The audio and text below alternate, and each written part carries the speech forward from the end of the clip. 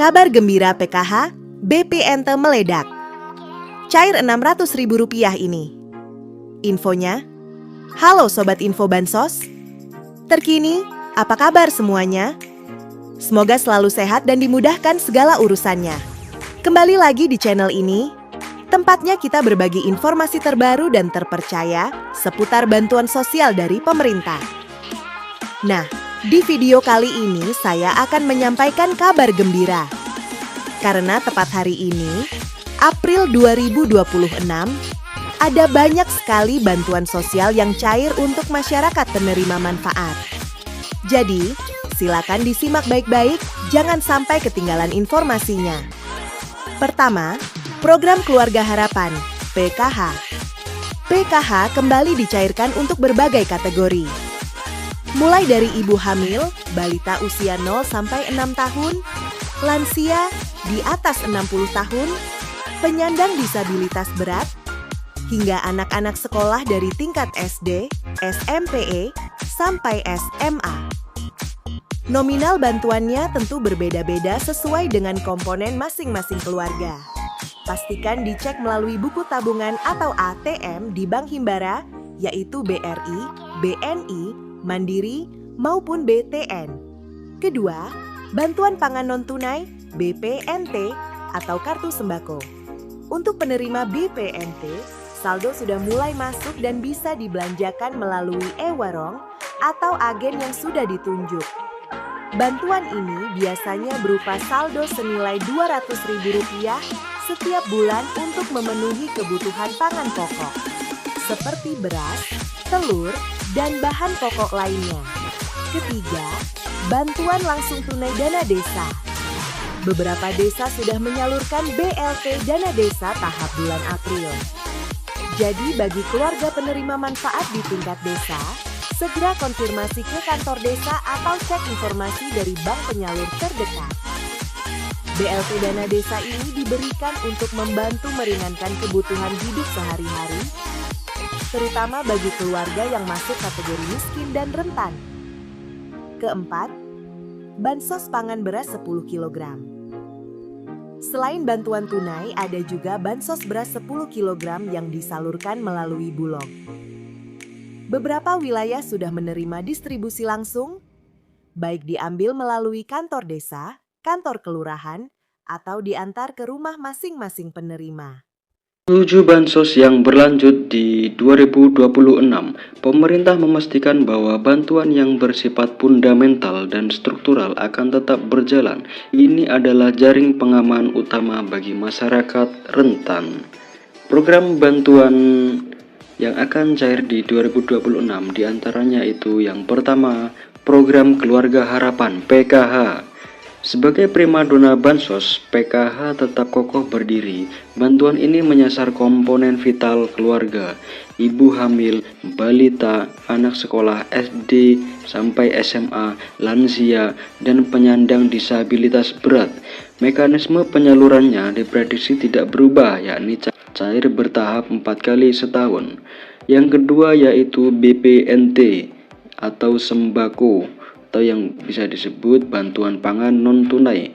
Kebutuhan pangan tetap menjadi prioritas nomor 1.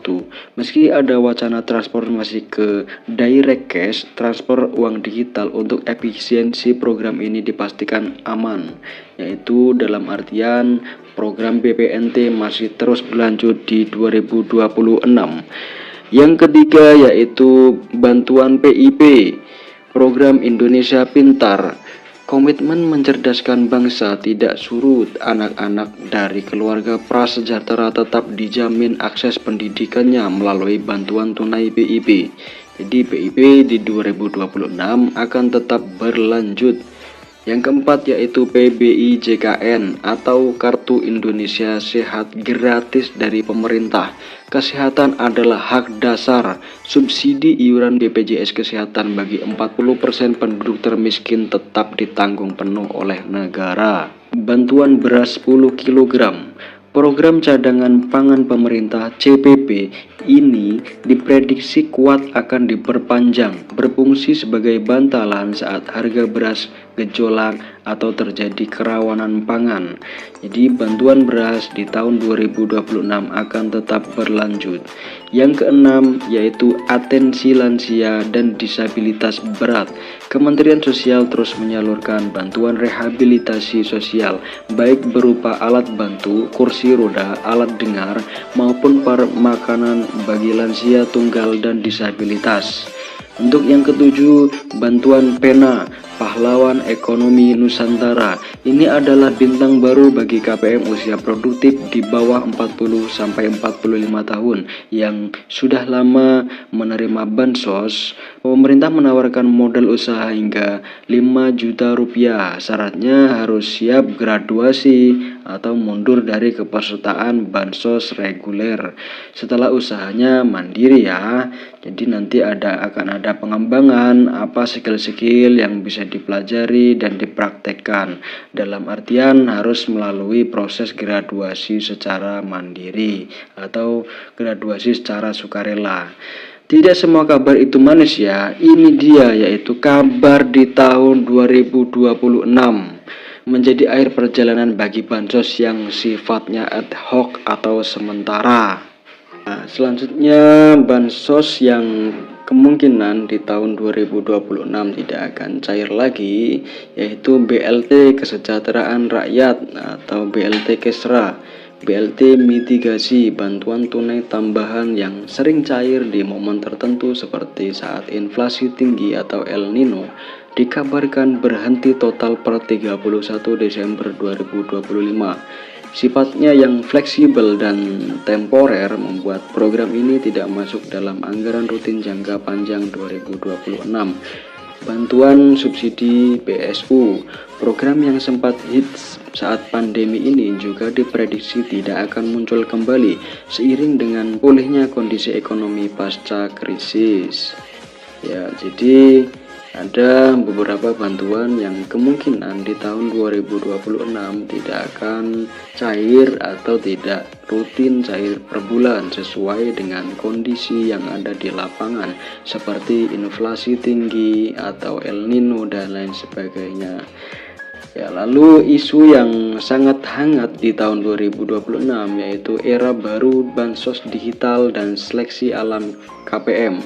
Isu paling strategis di tahun 2026 adalah digitalisasi dan validasi ketat. Pemerintah melalui bocoran dari Menko Luhut Binsar Panjaitan merencanakan peluncuran sistem bansos digital berbasis artificial intelligence atau AI. Tujuannya yaitu memberantas hantu bansos alias penerima fiktif, penerima ganda atau salah sasaran. Jadi concern pemerintah sangat concern di situ ya. Seperti penerimanya yang nggak ada atau bansosnya tetap cair, meninggal tetap bansosnya cair, atau penerima ganda atau salah sasaran. Itu pasti menjadi concern agar efisiensi menggunakan artificial intelligence. Apa konsekuensinya bagi KPM jadi KPM yang terdeteksi sudah mampu secara ekonomi, memiliki aset, gaji UMR atau di atas UMR dan lain sebagainya yang intinya mampu akan langsung dinonaktifkan dari DTKS, data terpadu kesejahteraan sosial. Fokus pemerintah bergeser dari sekedar menyalurkan bantuan menjadi mencetak keluarga yang mandiri secara ekonomi. Saran bagi KPM, jadi simak secara sesama dan teliti. Saran bagi KPM, jangan terlena, pastikan data kependudukan Anda, KK, KTP Anda valid ya dan terbaru.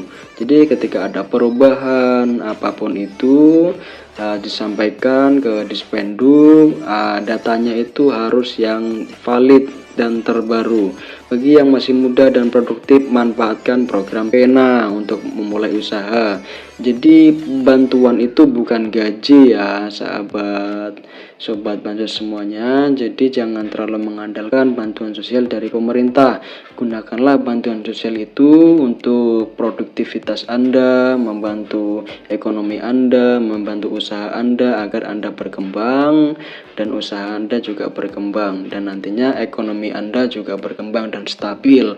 Karena di masa depan bansos tunai murni akan semakin diperketat seleksinya. Jadi tidak semua orang serta-merta gampang untuk menerima bansos ini. Ya, mungkin itu saja pembahasan dari saya. Jika pembahasan saya kurang jelas atau sobat semua ada pertanyaan yang seputar bansos, saya selalu terbuka. Ya, mungkin itu saja dari saya. Kurang lebihnya mohon maaf apabila ada kata-kata yang kurang berkenan. Dari saya, wassalamualaikum warahmatullahi wabarakatuh. Salam sejahtera, salam tepat sasaran.